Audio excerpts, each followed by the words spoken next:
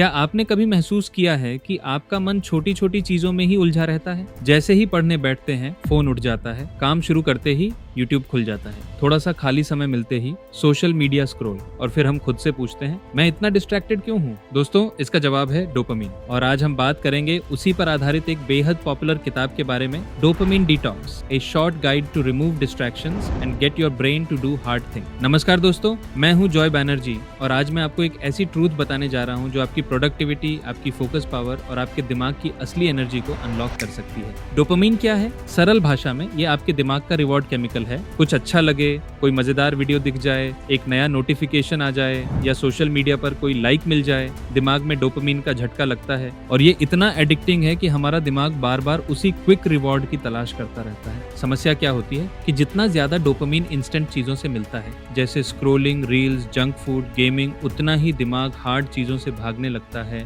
जैसे पढ़ाई, business work, gym, writing, meditation. लेखक कहते हैं कि आज की सबसे बड़ी समस्या ये नहीं है कि लोगों में टैलेंट की कमी है, समस्या ये है कि लोग अपने दिमाग को हार्ड काम करने ही नहीं देते। उनका ब्रेन इंस्टेंट प्लेजर का आदी हो जाता है। और यहाँ आता है कॉन्सेप्ट डोपामीन डिटॉक्स। ये डिटॉक्स आपके लिए कोई 7 डे स्टारवेशन या हिमालय जाकर मेडिटेशन नहीं है। ये डिटॉक्स एक बहुत सिंपल तरीका है, कुछ समय के लिए अपने दिमाग को उन चीजों से दूर करना जो उसे इंस्टेंट रिवॉर्ड देती हैं, ताकि वह फिर से हार्ड वर्क को एंजॉय कर सके। लेखक एक बहुत इंटरेस्टिंग बात कहते हैं, जब तक आपका दिमाग इंस्टेंट रिवॉर्ड्स के नशे में है, तब तक आपका माइंड हार्ड थिंग्स की इंपॉर्टेंस समझ ही नहीं सकता, क्योंकि तुलना करते ही हार्ड टास्क बोरिंग लगता है और इजी टास्क ज्यादा डोपामीन देता है। अब सोचिए, रीडिंग या रील, जिम या गेमिंग, मेडिटेशन या मोबाइल, डोपामीन हमेशा आपको उसी तरफ धकेलता है जहां रिवॉर्ड मिलता है, भले ही लॉन्ग टर्म में वो चीज आपकी जिंदगी को नुकसान ही क्यों ना पहुंचा रही हो। किताब का सबसे पावरफुल हिस्सा ये है कि ये बताती है कि डिटॉक्स का मतलब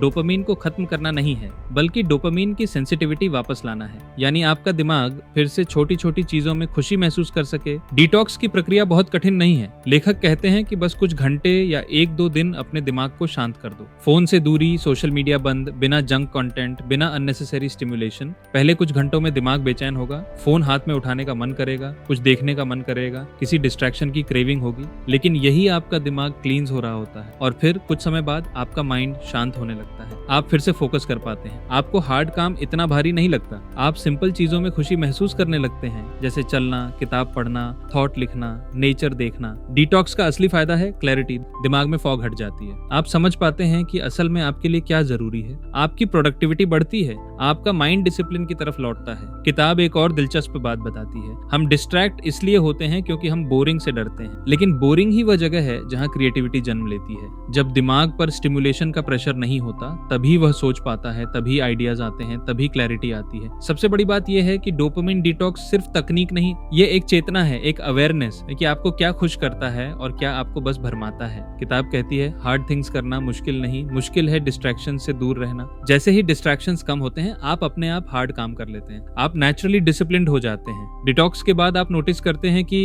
आपका मन शांत है, आप कम इरिटेट होते हैं, कम एंग्शियस होते हैं और ज्यादा प्रोडक्टिव। किताब के अंत तक आप ये समझ जाते हैं कि आज के डिजिटल एज में सबसे बड़ी लग्जरी क्या है? फोकस। जो इंसान डिस्ट्रैक्शन कंट्रोल कर लेता है वही दुनिया बदलता है। तो दोस्तों, अगर आप भी हर वक्त फोन में खो जाते हैं, तो अगर आपको लगता है आपका माइंड बिखरा हुआ है, आप फोकस नहीं कर पाते, आपका काम रुका हुआ है, आपका डिसिप्लिन टूट चुका है, तो एक बार डोपामिन डिटॉक्स जरूर करें, आपको अपने माइंड और बिहेवियर में फर्क दिखाई देगा। मैं हूं जॉय बैनर्जी, धन्यवाद कि आपने इस पॉडकास्ट को सुना। फिर मिलेंगे एक नई किताब, एक नई सीख और एक नई क्लैरिटी के साथ।